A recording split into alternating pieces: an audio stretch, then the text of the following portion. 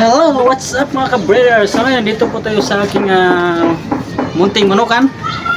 Pakita ko lang sa inyo yung i-condition ko. Bali 4 days lang po siya ngayon mga ka-breeder. Kino-condition ko siya kasi i-exam ko na siya sa linggo.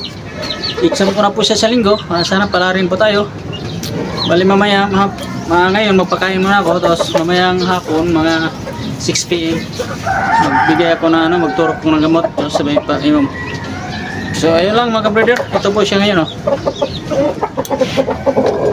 So ayan po siya mga ka-breeder. Yan po i-condition ko kasi exam ko na po siya sa linggo. Bali naka na po yan, 1 times winner. Tagalogin lang po yan mga ka-breeder. Tagalogin. Ang tawag ko yan ay Pahardulayan kasi matangkad po siya, malaki. At Tagalogin parang si Pahardo talaga. Yeah, Pahardulayan tawag ko dyan. Yun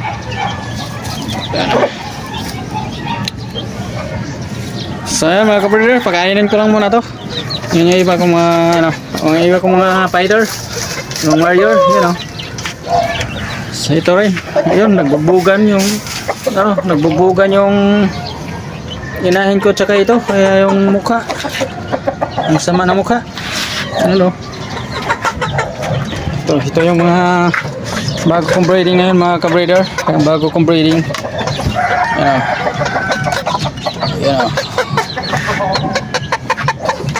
Mga babae. Mga babae din ako dito mga breeding. Tsaka ito yung mga sisiyo ko. Bago kong sisiyo mga ka-breeder. Maraming sisiyo ko. Yan. 1, 2, 3, 4, 5. Bali yung isa maliit kasi huli yan 1 week na yung 5, tapos yung isa pang 3 days pa lang niya ngayon. Ngayon yung anak ng galing imported, galing ibang bansa yung ina niyan. Yung maliit na yan.